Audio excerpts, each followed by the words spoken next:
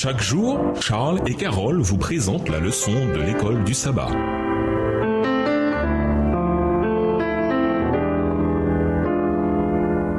Bienvenue dans votre émission Dieu nous parle. Nous voilà à la leçon de dimanche, le vin de sa fureur. Lisons Apocalypse 14, verset 8, 16, verset 19, 17, verset 5, 18, les versets 2, 10 et 21. Les 6 références à Babylone dans le livre de l'Apocalypse. En gardant à l'esprit l'histoire de Babylone telle qu'elle apparaît dans l'Ancien Testament, qu'enseigne ce texte sur Babylone telle qu'elle apparaît dans le cadre des événements des derniers jours? Et un second en suivit en disant « Elle est tombée, Babylone la grande, qui a abreuvé toutes les nations du vin de la fureur de son impudicité. » Apocalypse 16, 19. Et la grande ville fut divisée en 3 parties, et les villes des nations tombèrent, et Dieu se souvint de Babylone la grande, pour lui donner la coupe du vin de son ardente colère. Apocalypse 17, verset 5. Sur son front était écrit un nom, un mystère. Babylone la grande, la mère des impudiques et des abominations de la terre. Apocalypse 18, les versets 2, 10 et 21. Il cria d'une voix forte, disant « Elle est tombée, Babylone la grande. Elle est devenue une habitation de démons, un repère de tout esprit impur, un repère de tout oiseau impur et odieux. » Verset 10. Se tenant éloignés dans la crainte de son tourment, ils diront « Malheur, malheur, la grande ville Babylone, la ville puissante, en une seule heure est venu ton jugement. » Verset 21.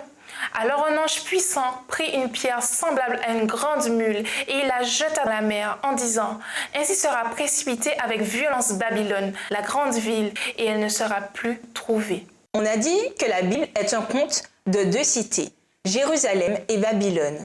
Tandis que Jérusalem représentait la cité de Dieu et son peuple de l'Alliance dans toute la Bible, Psaume 102, verset 21, Ésaïe 52, verset 9, 65, verset 19 et Apocalypse 3, verset 12, Babylone a toujours représenté l'oppression, la violence, la fausse religion et la rébellion pure et simple contre Dieu. Pensez par exemple à la tour de Babel, dans Genèse 11, verset 9.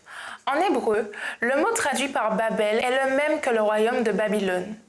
Dans 1 Pierre 5, verset 13, Pierre envoie ses salutations à la part de l'Église à Babylone, ce qu'on comprend généralement non pas comme les ruines de l'ancien royaume situé dans l'actuel Irak, mais de Rome elle-même, qui allait bientôt persécuter l'Église.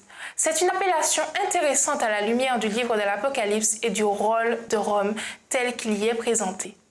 Lisons Apocalypse 14, 8 et 18, verset 3. Que révèle cette texte sur l'influence malveillante de Babylone sur le monde et sur le peuple de Dieu? Apocalypse 14, verset 8 nous dit « Et un second ange, suivit en disant « Elle est tombée, Babylone la grande, qui a abreuvé toutes les nations du vin de la fureur de son impudicité. » Apocalypse 10, verset 3 nous dit « Parce que toutes les nations ont bu du vin de la fureur de son impudicité, et que les rois de la terre se sont livrés avec elle à l'impudicité, et que les marchands de la terre se sont enrichis par la puissance de son luxe. » Il n'y a aucun doute là-dessus. La puissance représentée par Babylone, telle qu'elle est décrite dans le livre de l'Apocalypse, est hautement corrompue et son influence corruptrice s'étend dans le monde entier, dans une mesure ou une autre. L'expression « le vin de la fureur de sa prostitution » dans Apocalypse 14, verset 8 est clairement une référence aux fausses doctrines, aux faux enseignements et aux pratiques corrompues, ainsi qu'aux conséquences finales. Babylone est une force maléfique qui a gagné toutes les nations, lit-on dans Apocalypse 18, verset 3.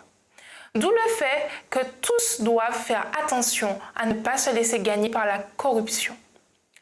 Regardez le monde aujourd'hui.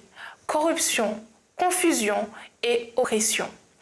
Qu'est-ce que cela doit nous enseigner sur notre besoin d'être ancrés en Jésus-Christ et en sa parole? Et nous vous laissons avec ce questionnement. Selon vous, quel est l'aspect de l'Apocalypse le plus bouleversant et pourquoi? Au revoir. Et à demain si Dieu veut. Dieu nous parle. Chaque jour, Charles et Carole vous présentent la leçon de l'école du sabbat.